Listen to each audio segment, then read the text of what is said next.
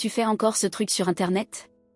Mon frère David ricana de l'autre côté de la table de Thanksgiving, découpant sa dinde avec cette supériorité que seuls les banquiers de Wall Street savent afficher. Comment ça s'appelle déjà? Vendre des trucs sur Amazon? Je pris une profonde inspiration, me rappelant que répondre ne valait pas la peine. 5 ans de ces petites piques m'avaient au moins appris la patience. C'est une plateforme de commerce en ligne, dis-je calmement en tendant la main vers la purée de pommes de terre. Nous aidons les petites entreprises. Oh, ma chérie, m'interrompit ma mère, sa voix dégoulinant d'une fausse compassion. Tu ne crois pas qu'il est temps de chercher un vrai travail? Le cabinet de ta cousine Jessica recrute. Je m'appelle Olivia Walker, et depuis 5 ans, je construis ce qui allait devenir l'une des plateformes de commerce en ligne les plus prospères du pays. Mais ma famille, elle, n'en savait rien. Pour eux, je n'étais que leur fille égarée qui avait gâché une carrière prometteuse en finance pour jouer sur Internet. Mom, commençai-je, mais mon père me coupa d'un geste de la main. Là assez, Olivia. Ce petit passe-temps a assez duré. Tu as 30 ans. Il est temps de grandir et d'entrer dans le monde réel. Le monde réel. Comme si passer 18 heures par jour à bâtir une entreprise à partir de rien n'était pas assez réel. Comme si les milliers d'entreprises utilisant ma plateforme n'étaient pas réelles. Comme si les millions de revenus que nous générions n'étaient pas de l'argent réel. Mais ils ne savaient rien de tout cela. J'avais arrêté de partager les détails de mon entreprise avec eux il y a des années, quand j'avais compris qu'ils ne s'intéressaient pas à ce que je construisais. Pour eux, la réussite ne comptait que si elle venait avec un bureau d'angle et un nom d'entreprise prestigieux. En parlant du monde réel, intervint David, vous avez entendu parler de mon dernier deal? Conclu hier, la plus grosse fusion de l'histoire du cabinet. Ma mère rayonna et lui attrapa la main avec fierté. C'est merveilleux, mon chéri. Cela veut dire une nouvelle promotion? Je remuais distraitement ma nourriture, laissant leur conversation m'effleurer. C'était toujours comme ça, les réussites de David étaient célébrées, les miennes balayées d'un revers de main. Il suivait la voie qu'il comprenait. Une université prestigieuse. Un job à Wall Street. Une ascension régulière dans la hiérarchie. Moi, j'avais osé faire quelque chose de différent. Et à leurs yeux, cela faisait de moi un échec. Plus tard dans la soirée, alors que j'aidais ma mère à nettoyer la cuisine, elle tenta encore une fois. Olivia, ma chérie, je suis juste inquiète pour toi. Passer tout ce temps seul, les yeux rivés sur un écran d'ordinateur, ce n'est pas bon pour toi. Je frottais une poêle avec un peu trop d'enthousiasme. Je ne suis pas seule, maman. J'ai une équipe maintenant. 20 personnes, en fait. Elle s'arrêta, torchon en l'air. Tu as des employés? Oui, répondis-je d'un ton neutre. Nous avons emménagé dans de vrais bureaux le mois dernier. Un instant, je vis une lueur d'intérêt dans ses yeux. Mais elle disparut aussitôt. Eh bien, ça doit coûter cher. Tu es sûr de ne pas te mettre en difficulté? Et voilà. Le doute permanent. L'hypothèse que je ne savais sûrement pas ce que je faisais. J'avais arrêté de leur parler de mes réussites parce que leur réponse était toujours la même, de l'inquiétude. Du scepticisme et une désapprobation à peine dissimulée. Je m'en sors très bien, dis-je brièvement en posant la dernière assiette sur l'égouttoir. Je devrais y aller, j'ai une réunion tôt demain matin. Une réunion? Mon père ricana depuis l'embrasure de la porte. Avec ton ordinateur? J'attrapai mon manteau et mon sac à main, luttant contre l'envie de lui dire exactement avec qui j'avais rendez-vous, l'une des plus grandes firmes de capital risque de la Silicon Valley. Mais à quoi bon? Il s'était fait une opinion sur mon passe-temps il y a bien longtemps. Le trajet du retour me permit de souffler un peu, d'évacuer le poids de leur désapprobation. Mon téléphone vibra. Un message de Maya, ma meilleure amie et directrice des opérations. Alors, comment s'est passée l'inquisition familiale? Je souris malgré moi. Comme d'habitude. David est un génie. Moi, je gâche ma vie. Tu connais la chanson. S'ils savaient seulement. J'ai hâte de voir leur tête quand la nouvelle tombera, répondit Maya. Ah, oui. La nouvelle. Celle que je gardais secrète depuis des semaines, rêvant de la partager avec ma famille, tout en sachant qu'ils n'en comprendraient pas l'importance. L'article de Forbes devait paraître dans moins d'un mois, nous présentant dans leur prestigieuse liste des 30 under 30. Mais ce n'était pas tout. Il faisait un portrait complet de notre ascension fulgurante dans le monde du commerce en ligne. Je me garais devant chez moi, mon townhouse moderne, un contraste frappant avec la maison de banlieue modeste que je venais de quitter. Encore un signe de réussite dont je ne parlais jamais. Ma famille pensait toujours que je vivais dans mon premier petit appartement, peinant à joindre les deux bouts.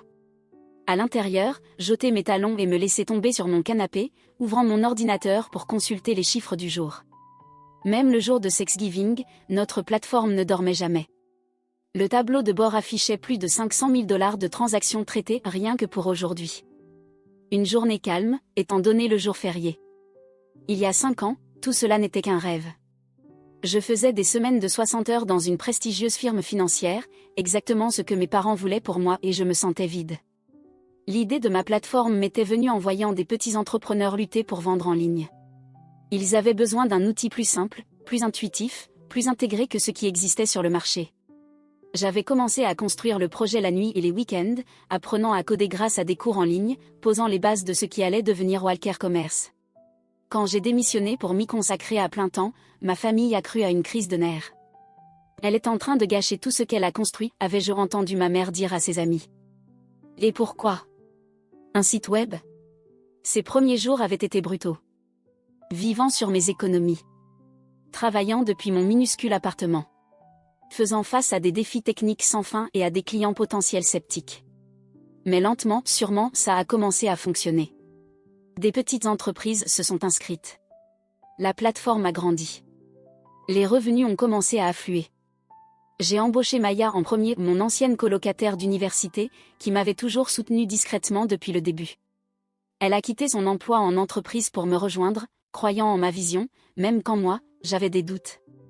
Ensemble, nous avons perfectionné la plateforme, élargi nos services et commencé à bâtir une véritable entreprise. Mon téléphone vibra à nouveau, un email de notre développeur principal à propos du lancement d'une nouvelle fonctionnalité. J'ai répondu rapidement, puis j'ai remarqué un autre message de notre équipe RP à propos de l'article à venir dans Forbes.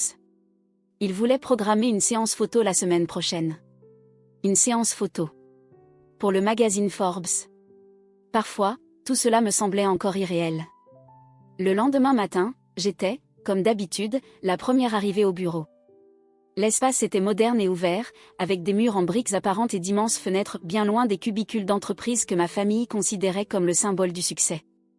L'équipe arriverait plus tard, mais j'aimais ces moments de calme pour me concentrer sur la stratégie. « Tu es là tôt » dit Maya en entrant avec 2 cafés à la main. Elle m'entendit un avant de s'installer sur la chaise en face de mon bureau. « Toujours en train de te remettre du plaisir en famille ?» Je pris une gorgée reconnaissante. Juste le drame habituel. Papa m'a demandé si je faisais encore mon truc sur Internet. Maya leva les yeux au ciel. Contrairement à lui, qui gère toujours la même agence d'assurance que son père a fondée il y a 50 ans. Et, protestai-je faiblement. C'est une vraie entreprise, non? Elle rit. Parce qu'aider des milliers de petites entreprises à réussir, ce n'est pas une vraie entreprise? Elle marquait un point. Le mois dernier, notre plateforme avait traité plus de 100 millions de $ de transactions. Nous avions aidé d'innombrables petites entreprises à survivre et prospérer pendant la pandémie en leur donnant un accès facile aux ventes en ligne. Notre dernière évaluation nous plaçait à plus de 500 millions de $. Mais essayez d'expliquer cela à des gens qui pensent que la réussite se mesure au nombre de réunions en costume-cravate. L'article de Forbes sort dans 3 semaines, me rappela Maya. As-tu décidé comment tu allais leur annoncer? Je soupirai en m'appuyant contre mon fauteuil. Je pensais juste les laisser découvrir l'article quand il sera publié. C'est mesquin. Maya eut un sourire en coin. Après 5 ans à minimiser tout ce que tu as construit? Non, ce n'est pas mesquin. C'est du karma. Notre conversation fut interrompue par l'arrivée de notre équipe technique, impatiente de nous montrer les dernières mises à jour de la plateforme. Bientôt, le bureau était en effervescence, les designers travaillaient sur l'amélioration de l'interface utilisateur, le service client aidait les commerçants à optimiser leur boutique, et l'équipe marketing préparait notre prochaine campagne. C'était ça, mon vrai monde. Une entreprise florissante, bâtie à partir de rien d'autre qu'une idée et une détermination sans faille. Chaque personne ici croyait en ce que nous faisions. Ils comprenaient la vision que j'avais eue dès le départ. Contrairement à ma famille. Ils n'avaient pas besoin de voir mon nom dans Forbes pour savoir que nous étions en train de construire quelque chose d'extraordinaire. Plus tard dans l'après-midi, j'avais un appel vidéo avec notre tout nouveau membre du conseil d'administration, un entrepreneur chevronné de la tech qui avait investi lors de notre dernière levée de fonds. Les chiffres sont impressionnants, dit-il en consultant notre rapport mensuel. Vous avez construit quelque chose d'exceptionnel, Olivia. Peu de fondateurs réussissent à grandir aussi vite tout en maintenant des bases aussi solides. Je souris, repensant aux remarques méprisantes de mon père sur mon petit passe-temps. Merci, répondis-je. Et nous ne faisons que commencer. En effet. L'article de Forbes devrait aider à gagner en visibilité. Avez-vous réfléchi à la façon dont cela pourrait changer les choses? J'y avais pensé, probablement plus que je ne l'aurais dû. L'article n'annoncerait pas seulement notre inclusion dans la liste des 30 Under 30. Il détaillerait notre croissance, notre valorisation, notre impact sur le commerce en ligne. Il rendrait public tout ce que j'avais gardé secret pendant des années. Je suis prête pour l'attention, l'assurai-je. Nous avons une stratégie RP bien en place. Ce que je ne disais pas, c'était que je redoutais plus la réaction de ma famille que celle du public. Comment allaient-ils réagir en découvrant que leur fille, qui gâchait sa vie, avait bâti une entreprise à $1,5 milliard sous leur nez? Ce soir-là, alors que je travaillais tard dans mon bureau, ma mère appela. J'hésitais à laisser sonner, mais la culpabilité l'emporta. Allô, maman. Olivia, ma chérie. J'ai repensé à ce dont nous avons parlé hier, commença-t-elle, prenant ce ton prudent qu'elle employait quand elle pensait me donner un bon conseil. L'entreprise de Jessica serait vraiment parfaite pour toi. En plus, ils offrent d'excellents avantages. Je me pinçai l'arête du nez, fixant les multiples écrans de mon bureau qui affichaient les analyses en temps réel de notre plateforme. En seulement le temps où elle avait commencé à parler, plus de 10 000 transactions avaient été traitées. Maman, j'apprécie ton souci, mais je ne cherche pas de travail. Mon entreprise se porte bien. Mais est-ce stable? As-tu une assurance santé? Un plan de retraite? Ce sont des choses importantes, Olivia. Je pensais à notre package d'avantages sociaux complets. À l'équité que tous nos employés recevaient. Au plan 401K, avec abondement que nous avions mis en place l'année dernière. Mais expliquer tout cela ne ferait qu'entraîner plus de questions auxquelles je n'étais pas prête à répondre. Je vais bien, maman. Vraiment. Elle poussa un soupir, ce soupir lourd, déçu, auquel j'étais si habituée. Je ne comprends pas pourquoi tu refuses d'envisager d'autres options. Ton frère. Je dois y aller, la coupai-je. J'ai un appel avec notre équipe de la côte ouest. Après avoir raccroché, je restai un instant assise en silence, regardant autour de mon bureau. Sur le mur en face de mon bureau, nos valeurs d'entreprise s'affichaient en lettres majuscules. Innovation. Intégrité. Impact. En dessous, des articles encadrés provenant de diverses publications tech faisaient l'éloge de nos innovations. Mais aucun d'eux n'avait d'importance aux yeux de ma famille. Il n'était ni du Wall Street Journal, ni du Financial Times, donc il ne comptait pas. Maya passa la tête dans l'embrasure de la porte, agitant une tablette. Dernière validation nécessaire pour le lieu de la séance photo Forbes. Ils veulent la faire ici, au bureau. Qu'en penses-tu? J'acquiesçai. Ça a du sens. Assure-toi juste qu'ils prennent aussi des photos de l'équipe, pas seulement de moi. Ce n'est pas un one-woman show. En parlant de l'équipe, dit-elle en s'installant dans une chaise, le moral est au plus haut depuis qu'on a annoncé la nouvelle distribution des actions. Les gens sont enthousiastes face à la croissance. Notre dernière levée de fonds nous avait permis d'augmenter les parts de tous nos employés, quelque chose dont j'étais particulièrement fière. Tous ceux qui avaient aidé à bâtir cette entreprise méritaient de partager son succès. C'est une bonne chose, répondis-je, puis j'hésitai. Maya, est-ce que je suis puérile vis-à-vis de ma famille? Est-ce que je devrais tout leur dire? Elle réfléchit un instant. Tu te souviens quand tu as commencé, et qu'ils t'ont dit que ce n'était qu'une phase? Que tu reviendrais en rampant à un vrai boulot en 6 mois? Je hochai la tête. Et quand tu as décroché ton premier gros client, et qu'ils ont dit que ce n'était que de la chance? Qu'on ne pouvait pas construire une entreprise durable sur Internet? Oui. Et tu te souviens du dernier Thanksgiving, quand ton frère t'a littéralement tapoté la tête et t'a dit que tu pourrais peut-être l'aider à faire un site pour l'Instagram de son chien? Je ne pus m'empêcher de rire à ce souvenir. D'accord, j'ai compris ton point. Ils ont eu 5 ans pour s'intéresser à ce que tu construis. Pour poser des questions. Pour comprendre pourquoi tu y croyais autant. Ils ont choisi de ne pas le faire. Elle croisa les bras en s'appuyant contre le dossier de sa chaise. Laisse-les le découvrir en même temps que tout le monde. Elle avait raison, bien sûr. Le mépris de ma famille pour mon travail n'était pas seulement un manque de compréhension. C'était un manque de respect. Ils avaient décidé dès le départ que mon parcours n'était pas valide, que le succès ne comptait que s'ils suivaient leur script prédéfini. Eh bien, Ils allaient bientôt apprendre à quel point ils avaient tort. Le matin de la publication de l'article dans Forbes, j'étais assise dans mon bureau, fixant mon téléphone. 3 semaines s'étaient écoulées depuis Thanksgiving, et ma famille n'avait toujours aucune idée de ce qui allait arriver.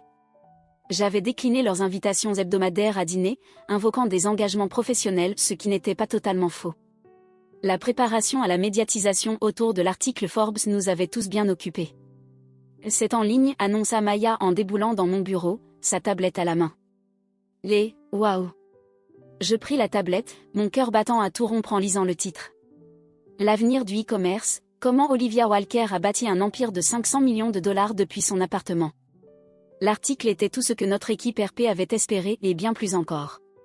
Il détaillait la croissance fulgurante de notre entreprise, notre approche innovante pour aider les commerçants, et l'impact que nous avions eu sur le paysage du e-commerce.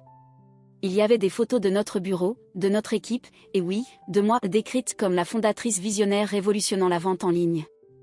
Ton téléphone va exploser, me prévint Maya, juste au moment où il se mit à vibrer sous une avalanche de notifications.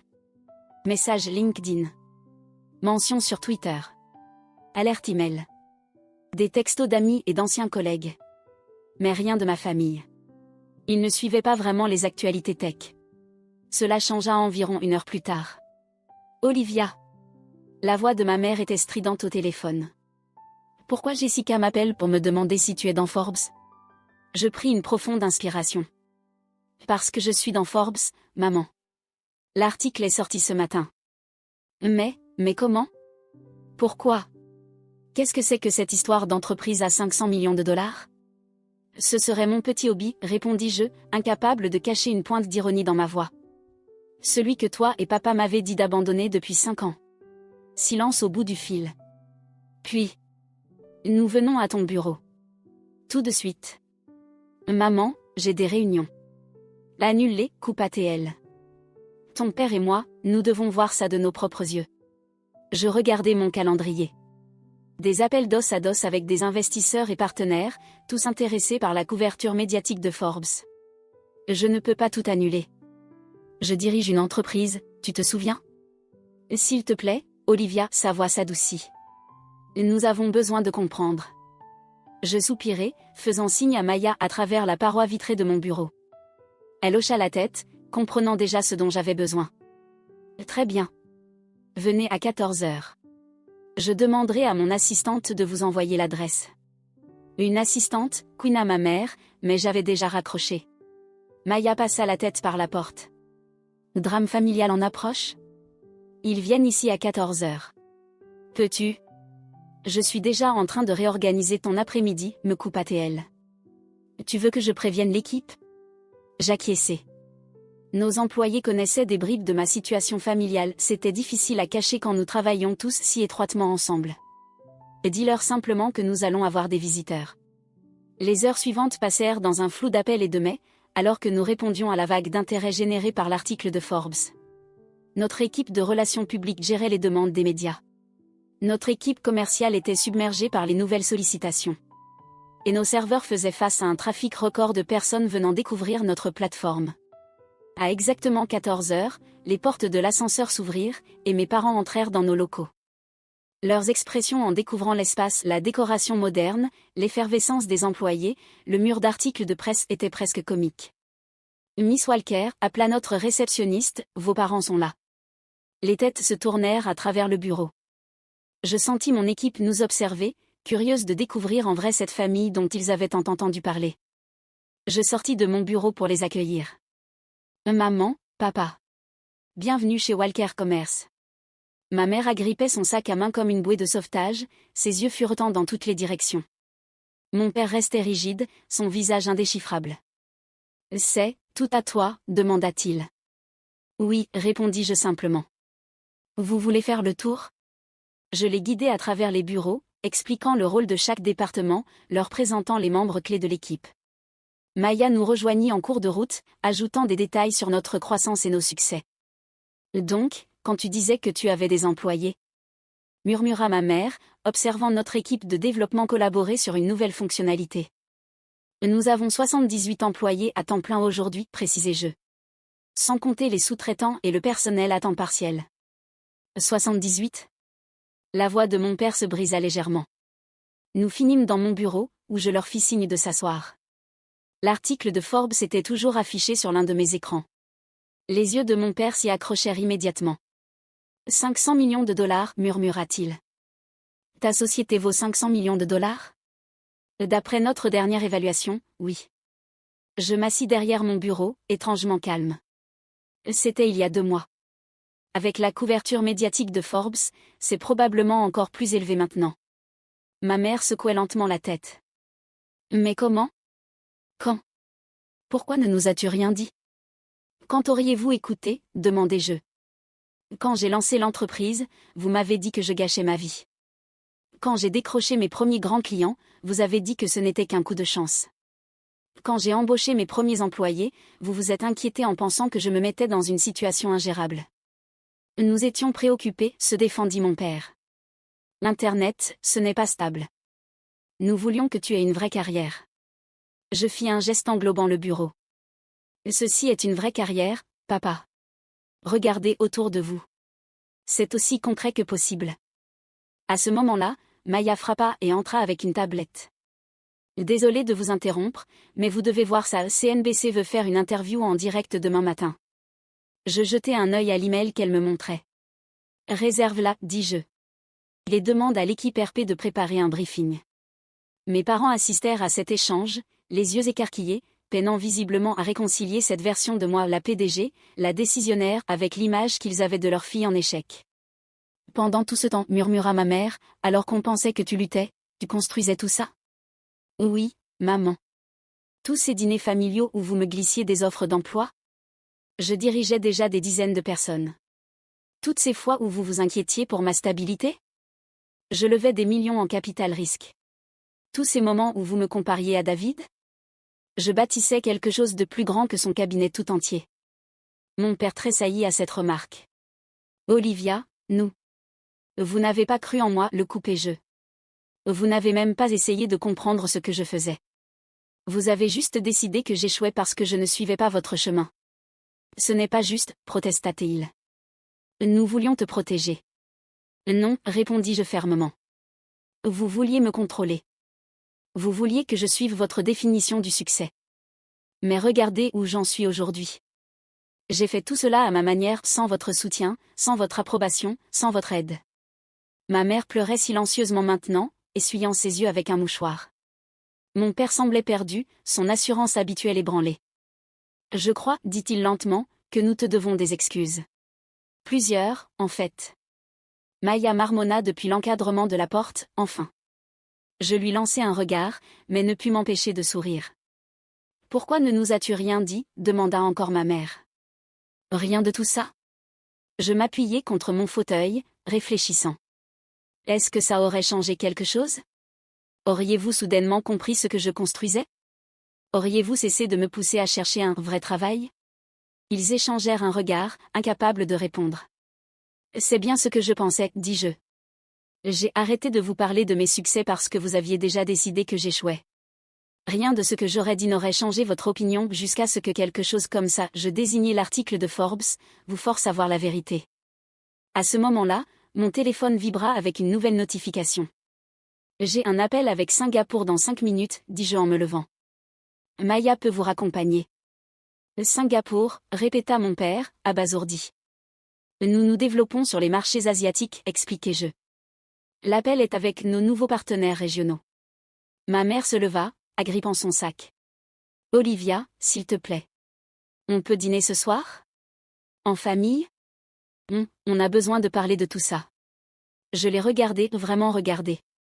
Mon père, qui m'avait répété pendant des années que je gâchais mon potentiel. Ma mère, qui craignait que je sois en train de ruiner ma vie. Ils semblaient plus petits, leur certitude sur le monde et leur place en lui ébranlée. Je ne peux pas ce soir, dis-je. On célèbre l'article avec l'équipe. Mais peut-être ce week-end. Ils hochèrent la tête, acceptant ce mince compromis. Alors qu'ils se dirigeaient vers la sortie, mon père s'arrêta à la porte. Nous avions tort, dit-il doucement. Surtout. J'espère que tu pourras nous pardonner. Après leur départ, Maya revint dans mon bureau. Eh bien, c'était intense. Je ris, mais mon rire trembla légèrement. 5 ans de mépris et de doute, balayés par un simple article de magazine. Pas n'importe quel article, corrigea-t-elle. Un portrait dans Forbes sur l'entreprise d'un demi-milliard de dollars que leur fille en échec a bâti sous leurs yeux sans qu'ils s'en rendent compte. Ce soir-là, lors de la célébration de l'entreprise, je regardais autour de moi ma véritable famille, l'équipe qui avait cru en moi, travaillé avec moi, contribué à transformer ce rêve en réalité. Nous avions accompli cela ensemble, prouvant que le succès ne ressemble pas toujours à ce que les autres imaginent. Mon téléphone vibra avec un message de David. Je viens de voir l'article de Forbes. Bordel, pourquoi tu n'as rien dit, petite sœur? Je souris en tapant ma réponse. Oh, tu sais, juste mon petit passe-temps sur Internet. Les semaines suivantes furent un tourbillon d'apparitions médiatiques, de conférences et de messages de félicitations sans fin. Mes parents assistèrent à toutes les interviews qu'ils pouvaient trouver, assis dans le public avec des expressions oscillant entre fierté et gêne. Lors du premier dîner de famille après la révélation Forbes, la dynamique avait complètement changé. Fini les conseils de carrière et les regards inquiets. Cette fois, ils posaient de vraies questions sur mon entreprise, et pour la première fois, écoutaient réellement mes réponses. Je n'arrive toujours pas à y croire, dit ma mère en me tendant le saladier. Pendant tout ce temps, nous pensions que j'échouais, terminai-je. Peut-être que c'est la leçon à retenir, le succès ne ressemble pas toujours à ce qu'on attend. David, qui avait fait le déplacement spécialement pour le dîner, secoua la tête. Je me sens tellement idiot. Toutes ces fois où je me suis moqué de ton site web. Tu étais un idiot, approuvai-je joyeusement. Mais au moins, tu l'admets maintenant. Mon père s'éclaircit la gorge. Olivia, j'ai réfléchi. L'agence, peut-être qu'il est temps de moderniser nos systèmes. Si tu penses que ta plateforme pourrait nous aider. Je souris en repensant à toutes les fois où il avait rejeté le commerce en ligne comme une mode passagère.